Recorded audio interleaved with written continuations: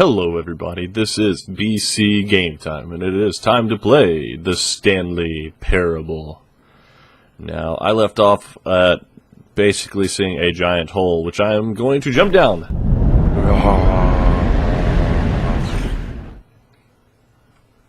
And now I'm here.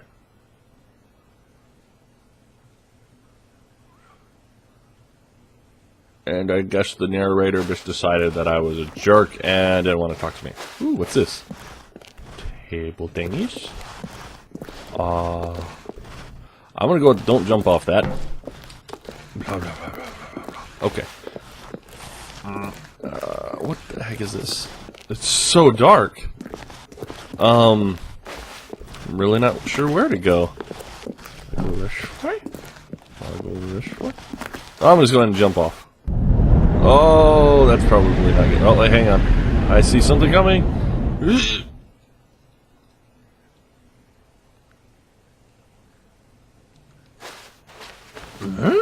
Nope.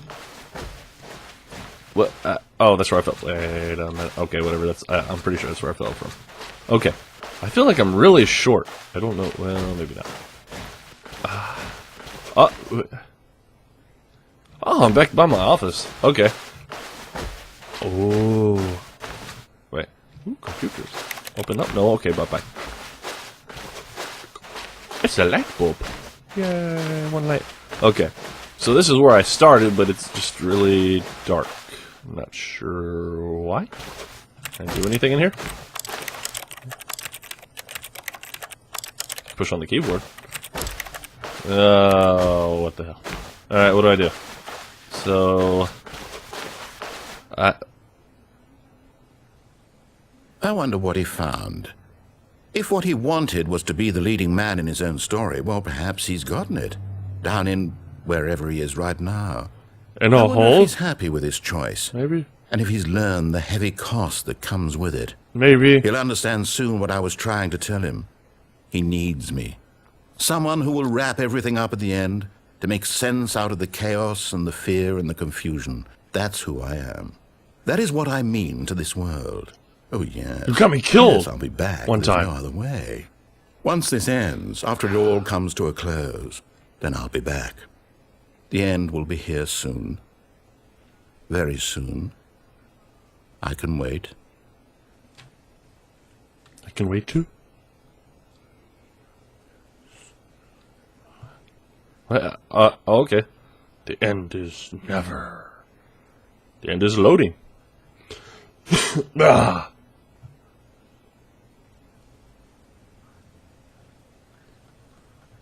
The end is frozen.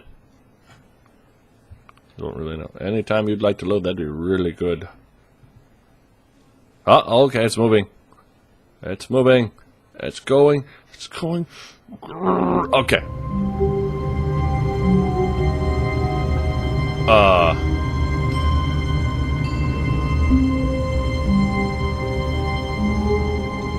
Well, okay, I guess we are starting over. Okay, sorry, I had my audio coming out of the wrong speakers and didn't even realize it. Now it's coming through my headset like it's supposed to. All of his co-workers were gone. What could it mean? Stanley decided to go to the meeting room. Perhaps he had simply missed a memo. I'm gonna go and try listening to him to see where this takes us, because maybe he's not so bad after all. When Stanley came to a set of 2 open doors, he entered the door on his left. Okay. Yay! What's in here? I don't trust it. Where are you taking me, narrator? Yet there was not a single person here either. Feeling a wave of disbelief, Stanley decided to go up to his boss's office, hoping he might find an answer there. Maybe? How to solve a dispute with a coworker. Let it ball up inside you. That's always a good idea. Just punch the coworker in the face. Resent everybody. Slick blue graphic. Okay. Next. Ooh, a broom closet. What's in here? Stanley stepped into the broom closet. Yes, it did. But there was nothing here, so he turned around and got back on track.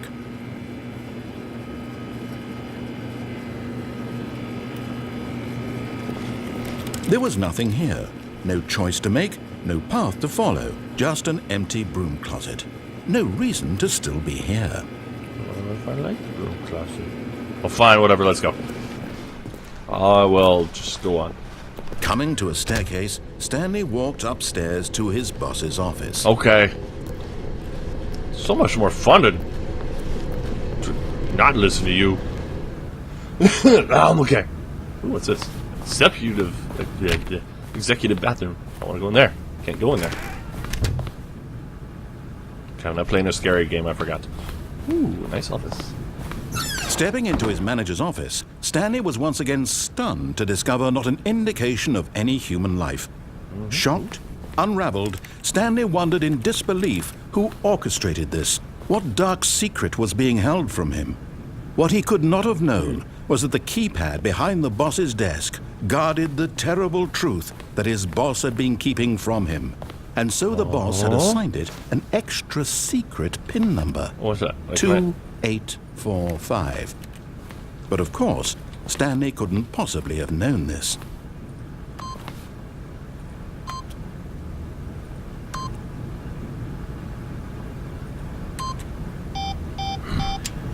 What could it be? Stanley just sat around twiddling his thumbs. Trying to input anything on the device was useless, since he could never possibly. Stanley simply began entering random codes into the keypad, knowing full well the sheer statistical unlikelihood that this would ever result in a correct combination. Well, you never know. If he knew that the 2845. Yeah? Okay, fine, I'll just put in... I figured it out by myself magically. Oh, my eye. Ow. I'm okay. Stanley happened to input the correct code by sheer luck. Amazing. He stepped into the newly opened passageway. Okay. Let's go in. I'm going down. Apparently. Yeah. Into the abyss. Literally. Loading, loading, loading, loading, loading.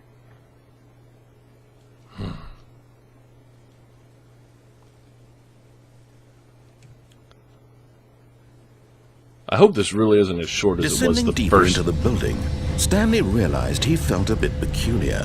It was a stirring of emotion in his chest, as though he felt more free to think for himself, to question the nature of his job. Why did he feel this now, when for years it had never occurred to him? This question would not go unanswered for long.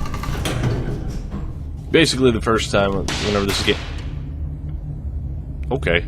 Whenever this game first came out on the Source engine, it was rather short whenever you just did the storyline and listened to it, so hopefully this goes on for a while.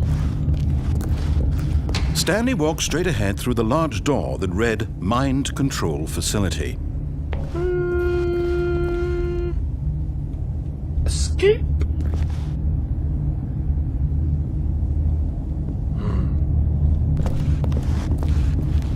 Although this passageway had the word escape written on it, the truth was that at the end of this hall, Stanley would meet his violent death. Oh, go back this way. No death for me.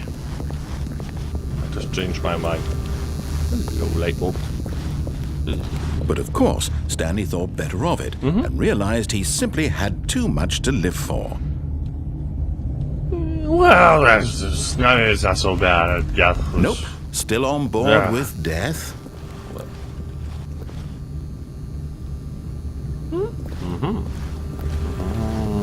I don't know if he's lying. He might be. He's tricked me before. Okay, whatever. Let's go into the mind control facility because we're on mind control.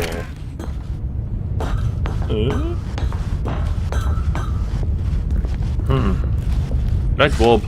The lights rose on an enormous room packed with television screens.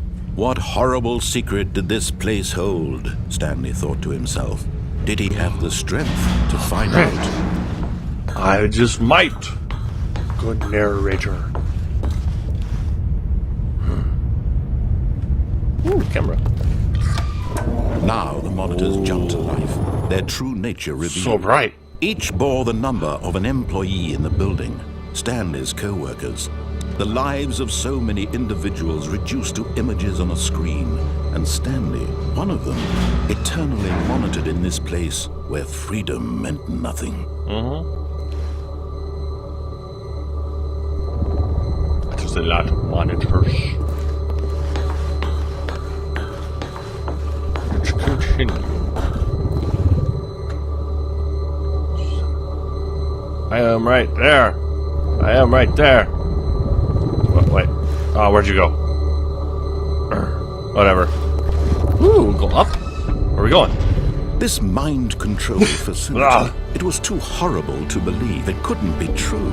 Had Stanley really been under someone's control all this time? Was this the only reason he was happy with his boring job? That his emotions had been manipulated to accept it blindly? Maybe. Maybe I just like my job pushing buttons and doing absolutely nothing. He refused to believe it. He couldn't accept it. His own life in someone else's control? Never. It was unthinkable. How dare Wasn't it? Was it even possible? Had he truly spent his entire life utterly blind to the world? But here was the proof. The heart of the operation. Controls labeled with emotions. Happy, or sad, or content. Walking, eating, working. All of it monitored and commanded from this very place. And as the cold reality of his past began to sink in, Stanley decided that this machinery would never again exert its terrible power over another human life. For he would dismantle the controls once and for all. Yeah. Right, I'll rip you apart, you stupid machines. Okay, I can't do anything. What's wrong with the facility? Where do we go? Ooh, buttons. Ugh. Ah, why not? Number 5. Nothing.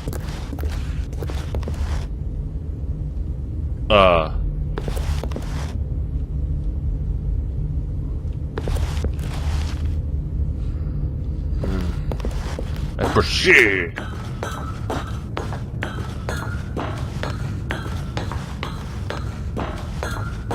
And when at last he found the source of the room's power, he knew it was his duty, his obligation, to put an end to this horrible place and to everything it stood for.